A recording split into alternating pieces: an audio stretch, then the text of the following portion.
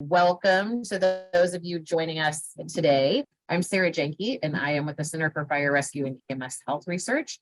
And the one currently pushing the Science to the Station, or the Science Alliance efforts forward. I am the smartassery behind your monthly emails so far. I'm really excited to be here today with Joel Billings to do the update on firefighter sleep piece, because this is a question that we get all the time when I'm out presenting. And I really think this is when we talk about like what's up and coming in the fire service and what we need to be looking at in terms of impact on cancer, cardiovascular health, behavioral health, like everything. I think it comes back to sleep. So, which is a challenge, right? Because someone's got to be up in the middle of the night. So Joel's been doing this work for quite a while, actually since grad school days. And I met him in Oklahoma at the conference that they had down there. Gosh, now it's not a short time ago. No, we're all getting older. So we've been working on several different projects. He's got some really cool stuff and some findings that we definitely didn't think we were going to find, and some so he's going to report on the latest and greatest. We have the chat, so you can ask questions, the Q&A, and he can answer those live, or we can type answers, or I know Joel usually will share his email address if you have questions like that come up after. All right, I think I'm gonna shut up now. Oh, Joel, take it away. So my email is joel.billings@erau.edu, and I have it on the last slide. So reach out if you have questions beyond this presentation. And if you do have questions and don't want to put in the chat, feel free to speak up and interrupt me and so forth. My goal is to make this as interactive as possible, as much as you guys want. And so don't wait till the very end to ask a question. So overall, in this big topic of firefighter sleep, we've made some significant progress in terms of providing direct evidence for firefighters and emergency responders. Most of everything that we see or have seen, previous to like the last 5 years, has been generalized from the medical field. So nurses, resident physicians, aviation, Department of Transportation, so long haul truck drivers where they have hours of service, and miners. So a lot of different occupations have already dipped their toes into sleep medicine and circadian science, and the fire service is kind of a little bit behind. And there's great effort and momentum going on now. And so the whole purpose of this presentation is to give some updates on some research in general, my research, and then where we can start thinking about into the future now that we've uncovered some pretty neat discoveries. So just a quick agenda. We just want to talk about current topics, future directions, some theories, and some challenges that we see in fire and emergency services implementing some of the information from either the direct studies that are done within the fire service, or when they want to implement studies that are transferred outside of the fire service into specific departments. So for current topics, I want to talk about shift schedules and sleep process. This is my specific area. And then future directions, one of the discoveries we're looking at next is impact of shift start and end time on health and performance. And then really we've not talked at all about volunteer firefighters and wildland firefighters. And so those two areas are huge gaps in the research. Most of that stuff that's already existing or existed is more experimental studies out in Australia. So those and they're sort of a simulation experiment versus in a lab compared to observational studies that are done out in the field. But pretty neat results on those areas. But in terms of direct evidence of observing firefighters and collecting real-time data, it's pretty limited. So this is a huge gap in the American Fire Service. And then challenges, again, looking at measuring sleep. So when we talk about sleep, what do we actually mean? A lot of studies use subjective, retrospective assessments So a pen and paper survey of asking, how did you sleep last night?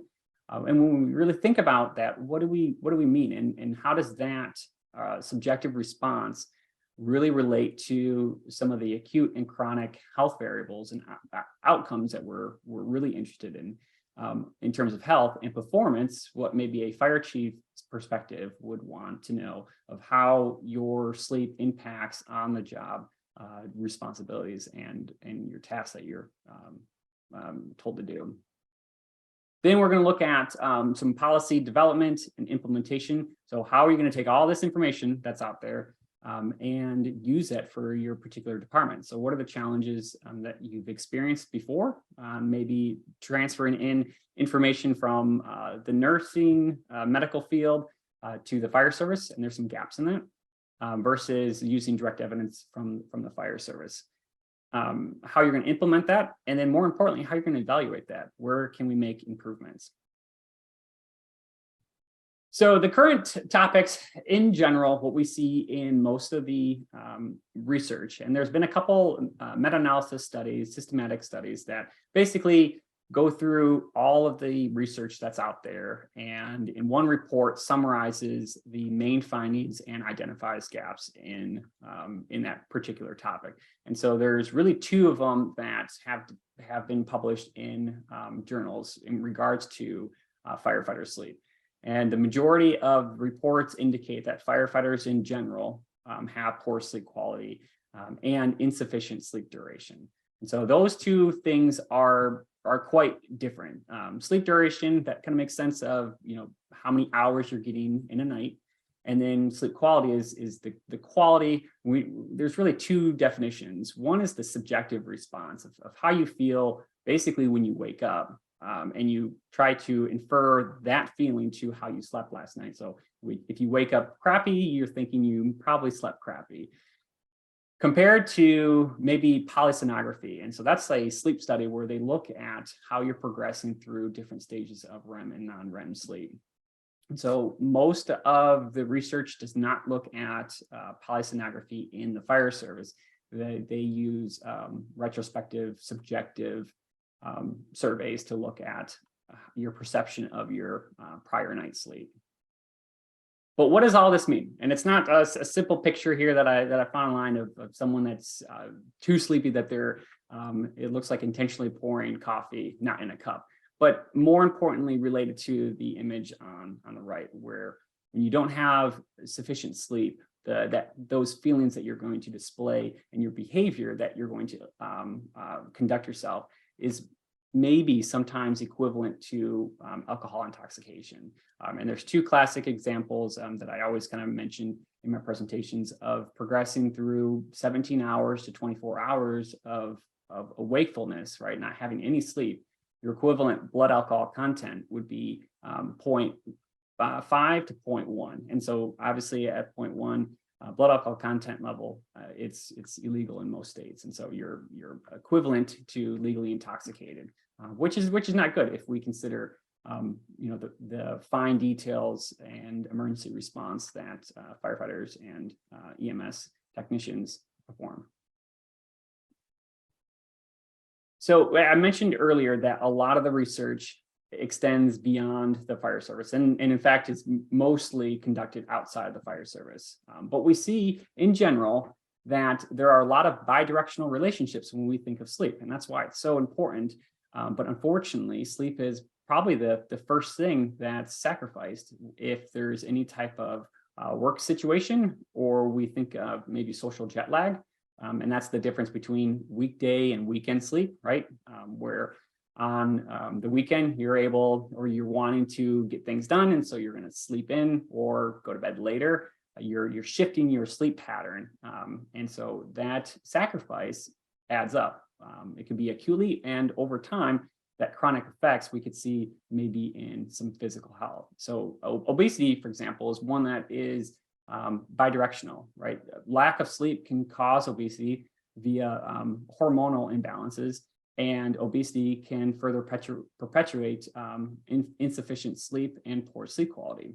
And so a lot of these relationships are bidirectional. And so we have mental health, individual behaviors, where it's substance abuse and so forth. Then we get into physical health. But then down here, we have more of what's going to be impactful for the fire service occupational, which is organizational characteristics, individual call time. That's how many times maybe your times and duration of you being interrupted at night, shift schedule, shift start time, which would impact what time you wake up in the morning, obviously. And then we have to consider sleeping environments.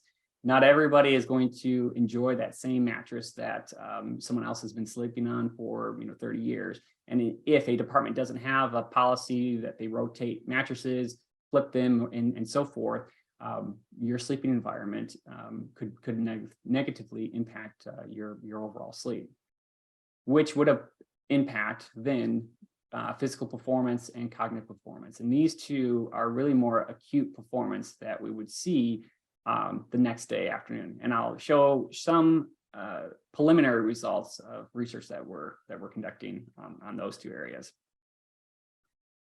So all that said, what's the direction? And my interest in sleep started back in 2009 during some senior research in my undergrad. And I fell in love with the International Association of Fire Chiefs Sleep Deprivation Report. I ended that report with more questions than I had started. And one thing that always intrigued me about that was a section on different types of shift schedules. They have a chart that actually looks somewhat similar to this histogram of different types of shift schedules implemented in the U.S. Fire Service. And there's a lot. So all these variations of working schedules, I wondered if there was one that was maybe better or a little bit more optimal compared to others. And so this was my first study of looking at three popular shift schedules in the US, and that was the 24-48, 48-96, and the Kelly schedule. So I looked at 6 different departments and that had 109 firefighters, and using a common instrument called the Pittsburgh Sleep Quality Index. You've probably heard of that before, or if not, most of the fire-related research on sleep uses this particular instrument. And I'll have a huge caveat with this because we found out some unfortunate news about using this instrument in the firefighting setting that may impact the results of any type of conclusions from that study. But in the meantime, I'll kind of share some of the results. Overall, 109 firefighters, 80 of them had poor sleep quality. It calculated out to be poor sleep quality. So 3 out of 4 people in a fully staffed engine would have poor sleep. And so that was a first alarming statistic. At the time, this was the highest reported percentage of firefighters with poor sleep quality compared to other studies that were previously done. Now we see this number more representative in subsequent studies that looking at fire and emergency responders. So the results, when I compared them among the schedules, showed a pretty neat graph that really led to the trajectory that we're conducting now. And that's looking at shift schedules and how the combination of unique work days to non-work days together can influence one's ability to have sufficient sleep. And so this, you have to take this with a grain of salt now, because like I said, the PSQI, when we'll get to that, is a concern. But here, what I wanted to illustrate is a cumulative effect of insufficient or poor sleep adding up over time. And we see a Kelly schedule that has basically 5 days of circadian dysrhythmia or disruption to the circadian rhythm, which basically means in the 9-day tour of the Kelly schedule, so on, off, on, and 4 days off, firefighters have to go through 5 days before being able to sleep at home and try to recover that sleep in at least 2 consecutive days. On the 48-96, you go obviously 2 days before you have 4 days off. And then the 24-48, you have 1 day before you have 2 days off. And so here, the more frequent occurrence of those 2 days off led to someone being able to recover quicker and subsequently have less cumulative effect of poor sleep and insufficient sleep. So overall, this just shows that there may be something similar or to speak about when we think of shift schedules. So like I said, there was a limitation of that PSQI. What my next study looked at, and this was the dissertation, and that ultimately got published, was looking at the subjective response of these instruments, the PSQI in particular, to an objective measure, and this is going to be actigraphy. I don't have one on my desk. I think there's a picture in the presentation, but it's essentially a Fitbit that tracks movement. And so it's a accelerometer, and without movement, it interprets sleep through some statistical algorithms.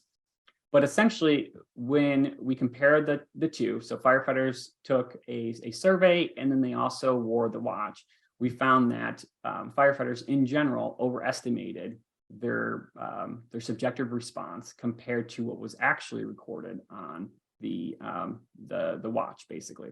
And so here, this questions the validity of those types of instruments. And mainly, it's because we find that the PSQI, if you look at it, it asks just a simple question: what time you go to bed, and what time you wake up. And of course, that's going to be very easy for someone that is in a day occupation, right? That works from, say, 8 to 5 and has that evening hours off, where they can get one complete consolidated sleep episode. Whereas in the fire service, call volume is going to interrupt that sleep. And so once you have multiple interruptions, then it becomes very difficult to estimate sleep accurately. So this speaks to a larger question of, how do we know we're actually measuring sleep?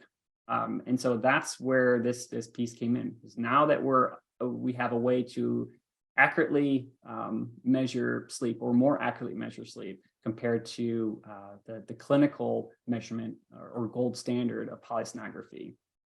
And here, this last box, this was a survey that I developed. It's called the Emergency Services Sleep Diary.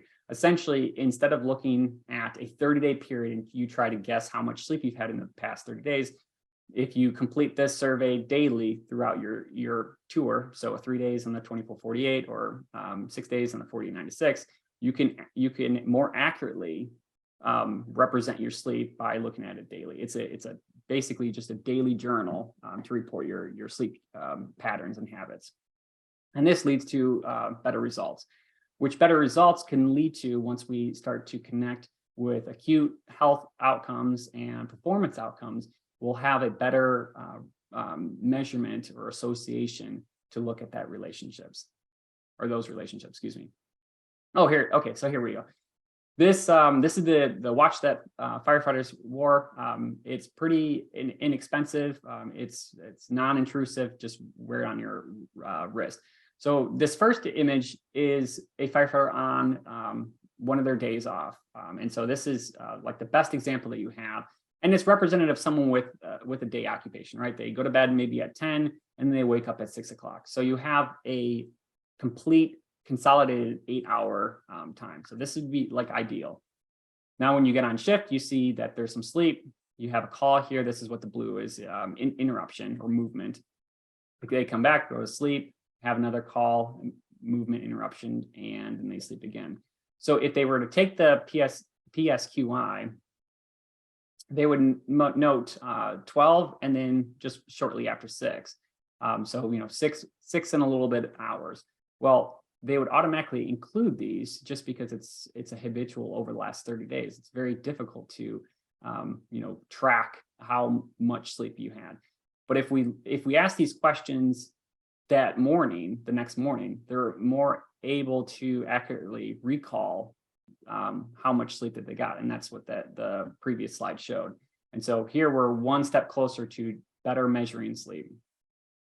Oh, and then this is just another example of the differences between non-firefighters and firefighters.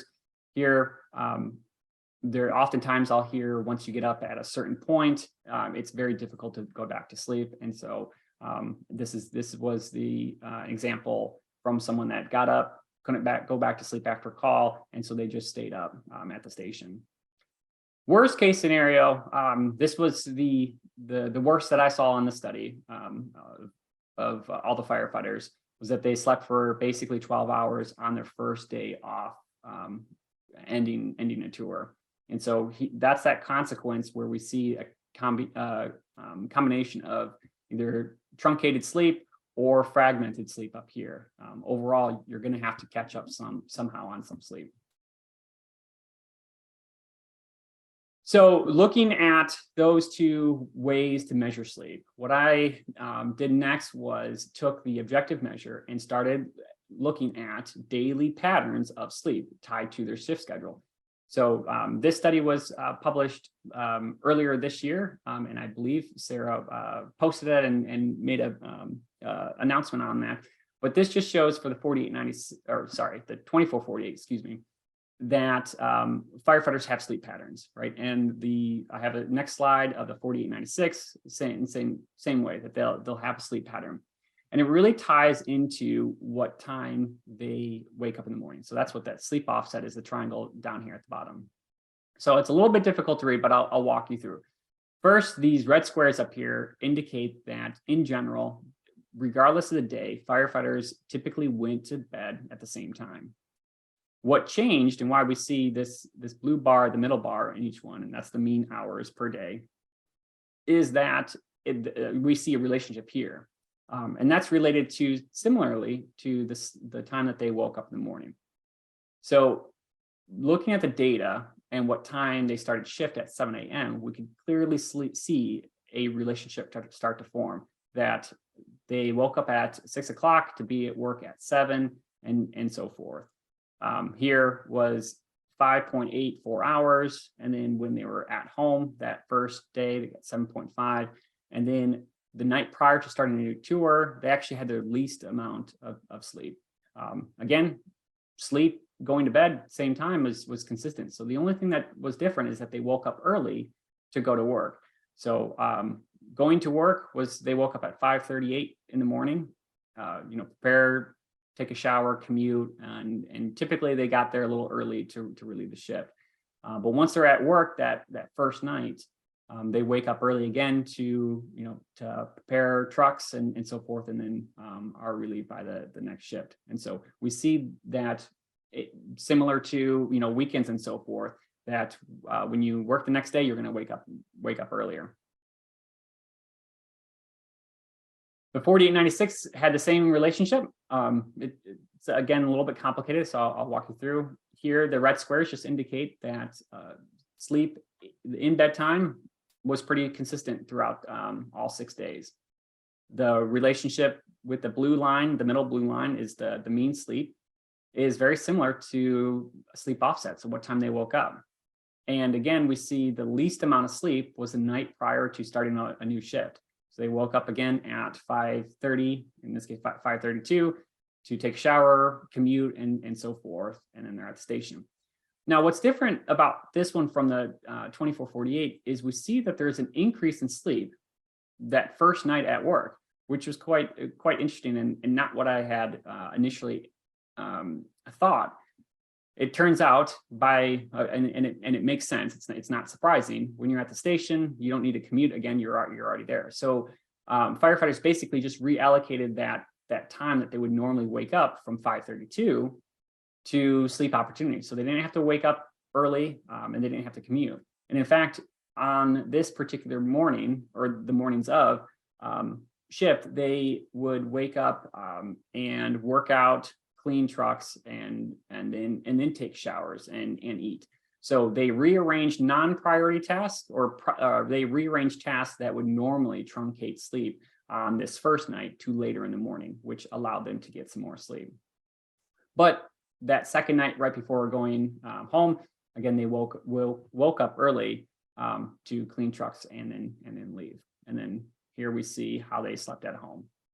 So pretty neat relationship that shows when firefighters are getting sleep, and more importantly, when they're not getting sleep, because this illustration basically can indicate where we can implement treatments to ensure that sleep is sufficient, so that they're going to work with sufficient sleep, they're commuting home with sufficient sleep, and they're not experiencing any adverse impacts of insufficient sleep while at work. And so they're always at their optimum performance and so forth. So this is a pretty neat first start to look at how firefighters are sleeping so that we can identify areas for improvement. Which leads to the future direction. So based on some of this information, we are developing some testable hypotheses of acute health outcomes and almost submitting one paper. We're very close to it. But we also want to look at and consider performance outcomes. So what really does for example, a fire chief want to know in terms of performance of firefighters being able to do their job? There's both the health and then also sort of work performance. And these are important for very different reasons. But overall or long term, we want to also consider chronic health outcomes. And this can get into cancer, for example, cardiovascular disease, obesity, diabetes, and so forth. Everyone has probably pulled at some point an all-nighter, and we're able to bounce back relatively pretty quick. But if you have to pull an all-nighter every single night, or 3 nights in a row, or 2 nights in a row, and then have some sleep, and then repeat that for a third of your career, that becomes probably problematic in terms of developing chronic adverse health outcomes. And so if there's ways to overcome those by looking at sleep patterns and understanding sleep cycles to identify areas for improvement, then this could decrease or eliminate completely. So through Sarah's work, we're extremely excited to see that sleep is encouraged and now recognized in the National Fire Service Research Agenda. And this was just released last year, or made available early this year, finished last year. And if you've not seen it, this is a great resource to look at new topics and priority topics for funding, for research interests and that needs investigation and so forth. It's a great resource and a lot of people put time in it. But in regards to sleep, we now see that sleep is more recognized and appreciative by not just the medical field, but occupations worldwide. And so there's a big, huge push for sleep research in sleep medicine and circadian science. So this helps to further fuel the jet of sleep science in the fire service, and hopefully we'll have some more information soon on outcomes of upcoming projects. Okay, so this is the acute health outcome that I spoke about, looking and developing theories. So this was the 24-48 schedule. And what I basically want to show is that prior night sleep, so what you slept, how much you slept last night, is going to impact how you feel the next day. And that makes sense. There's lots of studies to show that type of relationship, but not in the fire service and not tied to any particular work schedule. So here, when firefighters did not get sleep or received kind of shortened sleep or truncated sleep the night before going to work, subsequently, they had higher levels of sleepiness in the afternoon. So not only did they arrive at work with insufficient sleep, but they also experienced the worst afternoon sleepiness throughout all 3 days. And so that's sort of a double-edged sword, where they didn't get sleep and they also subsequently suffered acutely. First day at home, they received a little bit more sleep. The night at the station right before they were going home, they received just a little bit more sleep, and subsequently they had a little bit better performance on that afternoon at home. But on that second day, right, that prior night, they received ample amount of sleep, right? And then what happened is they had their least amount of sleepiness the next day. So it just shows that when firefighters get sleep, adverse effects decrease, right? And so it supports the idea of trying to target specific days within the tour to ensure that firefighters have sufficient amount of sleep. And this relationship, complicated here, it's the same relationship. Basically, when firefighters did not get sleep, they had higher levels of sleepiness. And then when they did get sleep, like this first night at home, they had lower levels of sleepiness. And so all this is illustrated complicatedly, but it's very effective to demonstrate that something needs to happen on specific days to ensure that adverse consequences are reduced as much as possible. More importantly, we see that there is a possible relationship between shift start and sleep offset. And this leads to the next research study that we're planning. And it's a theory, but it really makes sense that if we adjust the shift start time, say from 7 a.m. In a department to 9 a.m. or a little bit later in the morning, then that would produce a sleep offset that was very similar to the non-work days at home. So when you woke up at home, you would have that same pattern as if you were waking up to go to the station, excuse me. So your sleep pattern would be very consistent among the days.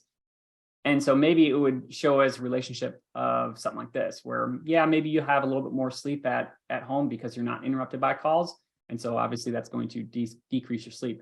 But the sleep, what time you go to bed would be, again, very consistent. And what time you woke up would be very consistent. And so that in general, that pattern or recommendation of having a very consistent sleep pattern is arguably the number one recommendation in sleep science, or excuse me, sleep medicine.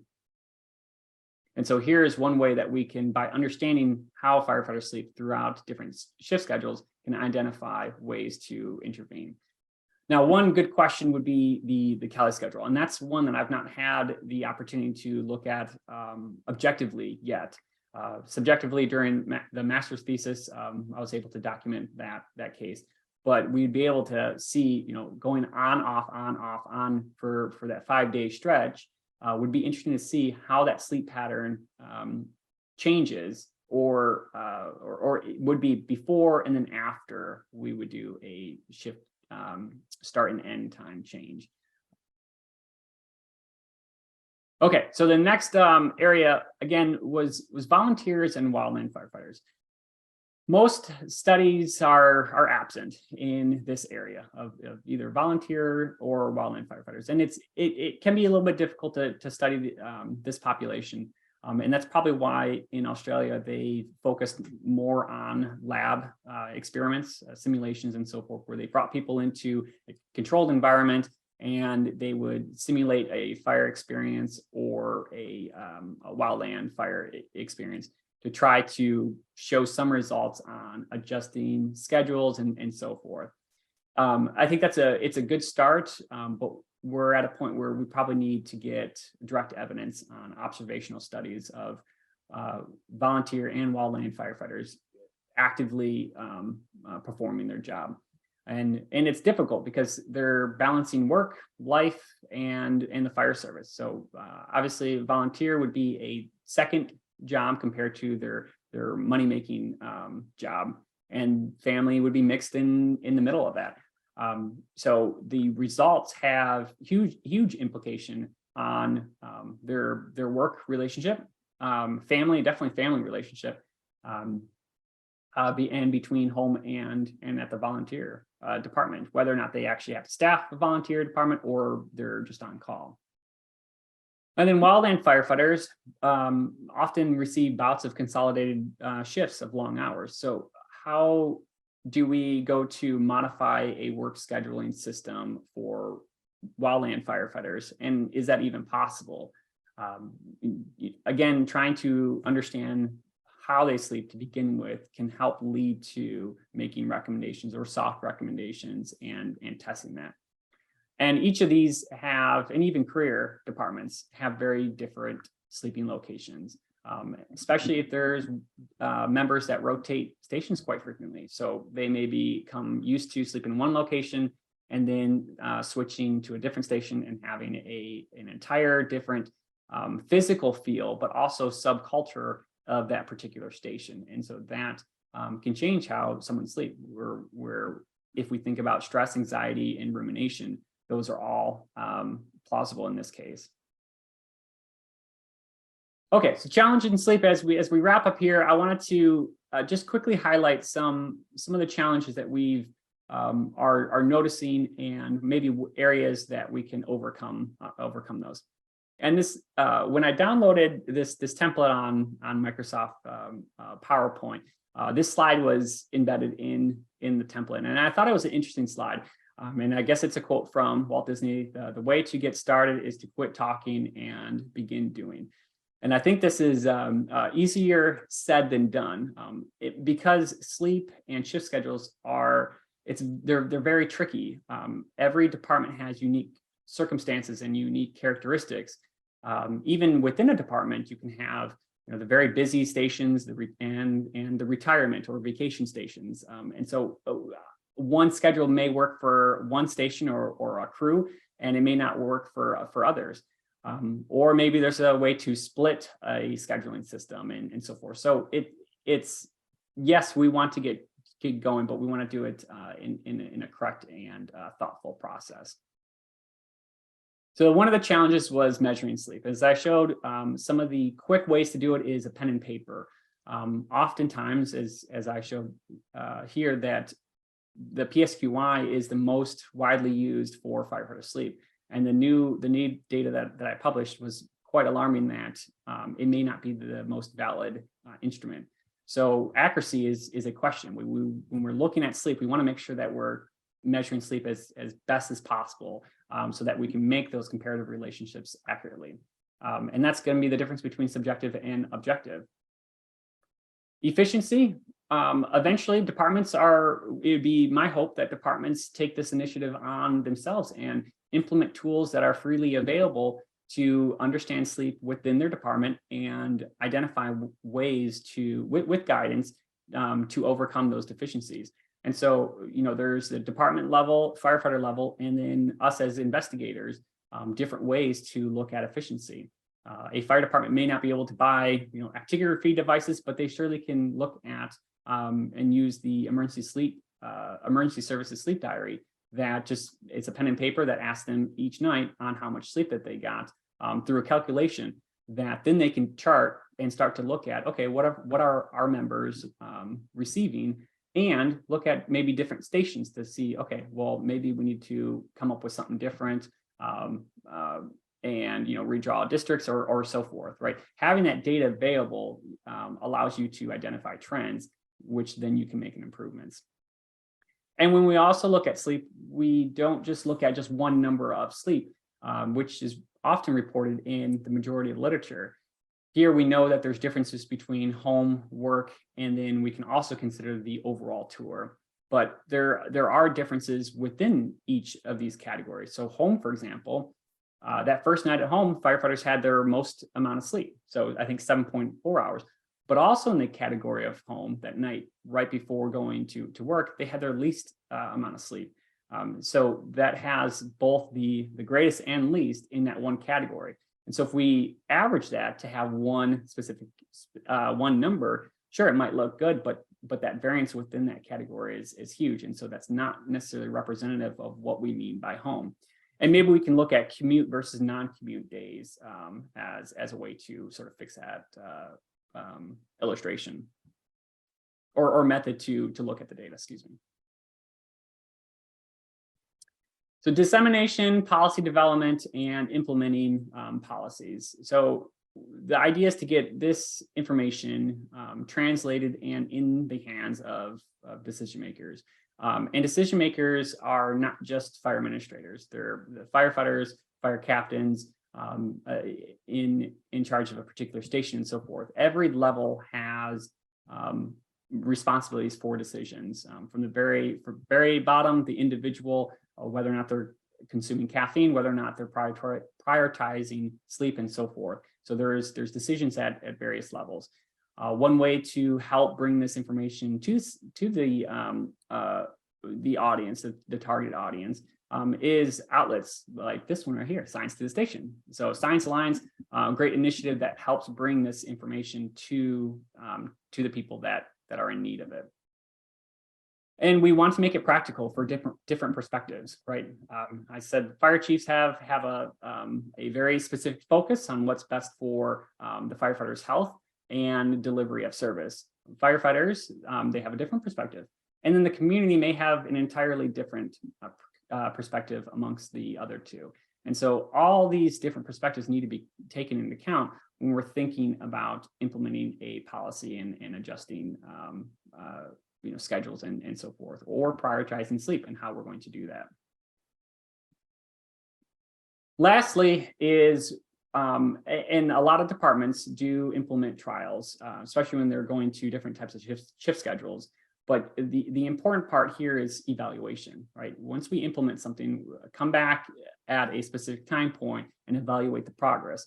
And really, you just want to see if it's working. And if it's not working, where are the ways, where in the specific process can we make improvements? That evaluation may be overlooked in some cases, or departments may really embrace evaluation in wanting to improve. In terms of sleep and shift schedules, in the last 10 years, there is an extreme, I've seen a large number of fire departments that are now getting interested in sleep and looking at the signs. I know Sarah's group's been contacted a lot of times. I have as well. And even on recruitment posters, you start to see now shift schedules being announced on that particular recruitment flyer and so forth. It's getting attention, and I think we're making progress. But evaluating the progress and reevaluating the progress is important to make sure that we're improving and we're fit for service. In conclusion, I wanted to end on this slide again, is to show you that sleep is not just sleep. It affects things, and things affect sleep. So it's bidirectional, it's a spider web of relationships, and it's very complicated. And I'm pleased to report that we are now starting to see direct evidence related to firefighters and emergency responders, not just outside the fire service and trying to use that information to push upon change or behavior changes in the fire service. We have studies that are done by those that are truly embedded in the fire service and are done with firefighters. And then that's it.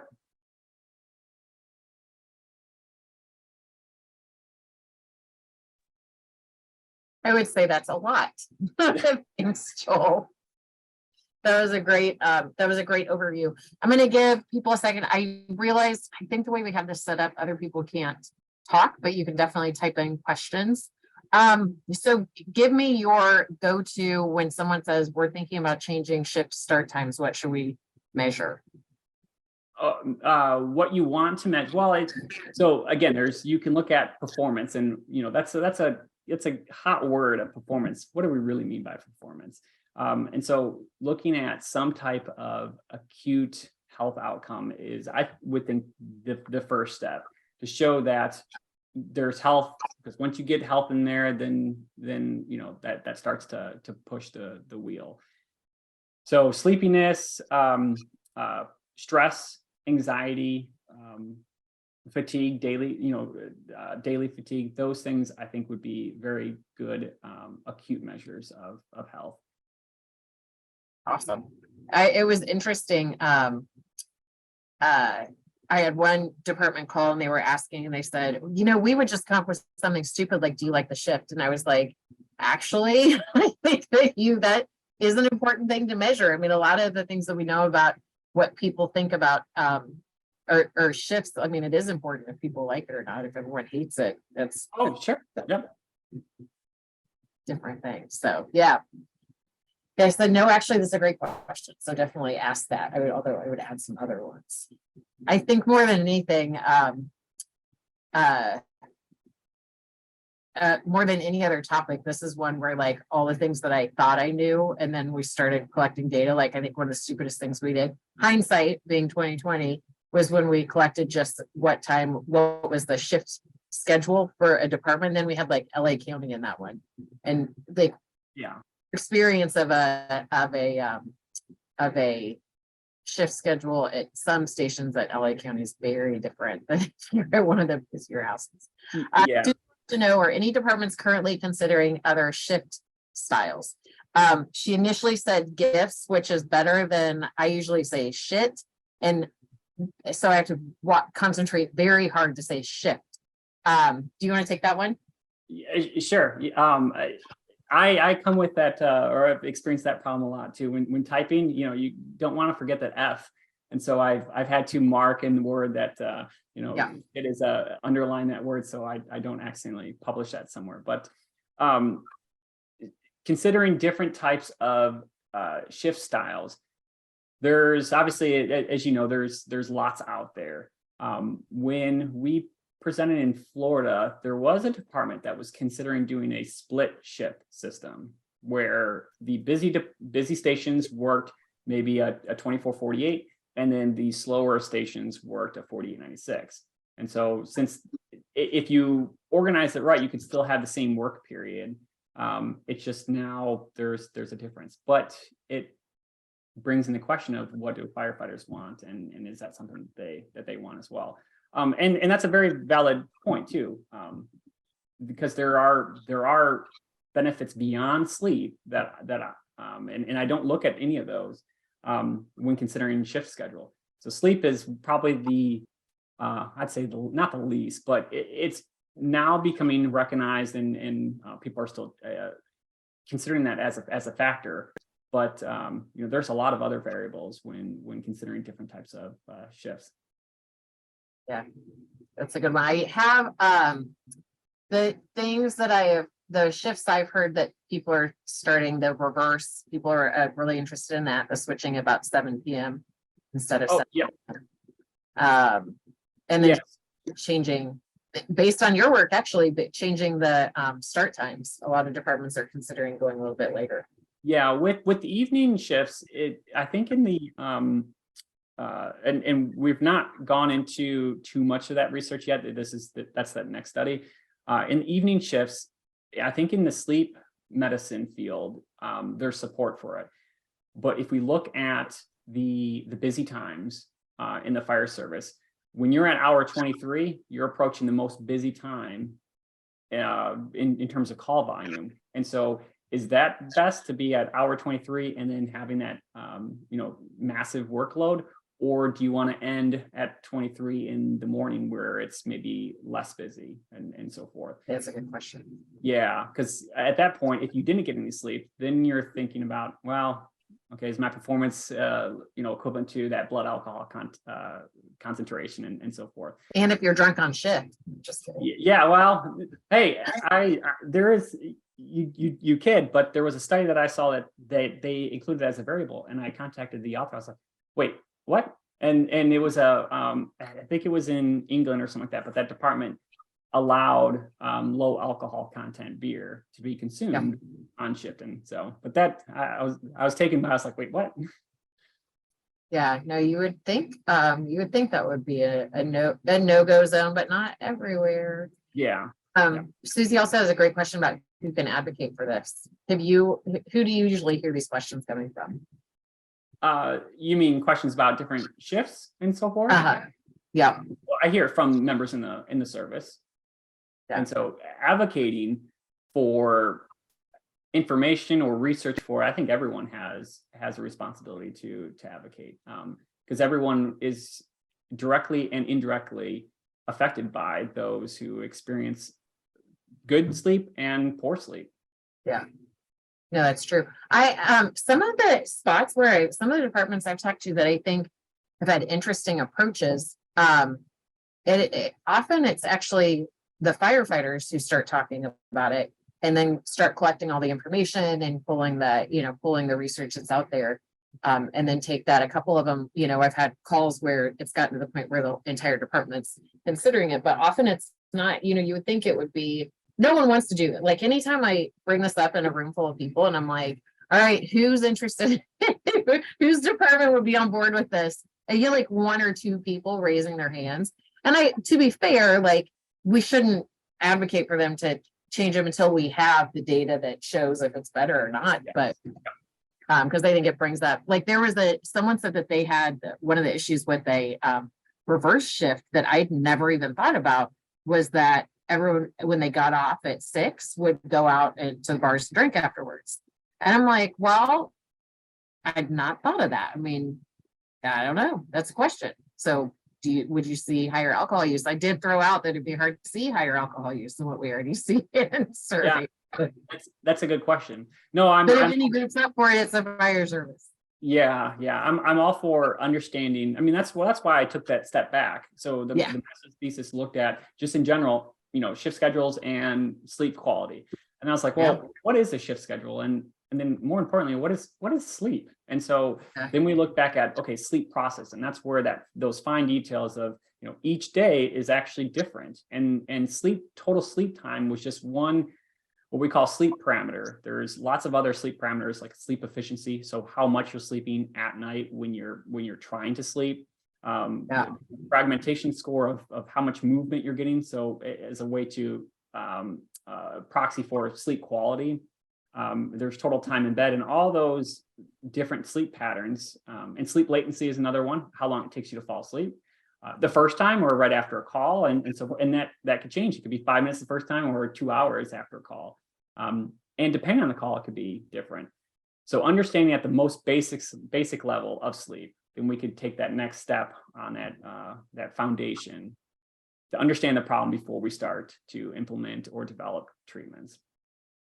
Yeah, no, it's not an easy question. No, and even when you have the answer, the way that departments implement it is going to vary based on department culture. So not all I don't know if there's two exactly the same departments, but there are different cultures and subcultures, characteristics of each department that weighs these variables differently. Yeah. Well, thank you. Susie thinks that we outlined at least two great research questions to get answered to be able to advocate change. I absolutely agree. I'd say that's more than two, Susie. I'm going to go with like 10. There's a lot. And then every question we answer, more research is needed, right? Yeah. Who knew? And the paper that we're working on, was at least as a preliminary way of looking at, total sleep time has effect that next afternoon. It's like, oh, wow, this is like the first, direct evidence that there is an effect on some type of performance. That's amazing. So we need to build upon that and look at different metrics or outcomes. Well, I definitely think this is an area that is it's still a lot more to come, I would say. Yeah. Well, I appreciate you sharing, and I hope everyone else enjoyed this as much as I did. Every time I listen to Joel talk, I learn something new and think of a million new things that we need to look at. So, I mean, there's the rest of the career there, but yeah, this was awesome. Thank you. You're welcome. Have a great day, everyone. Thanks, guys. Bye.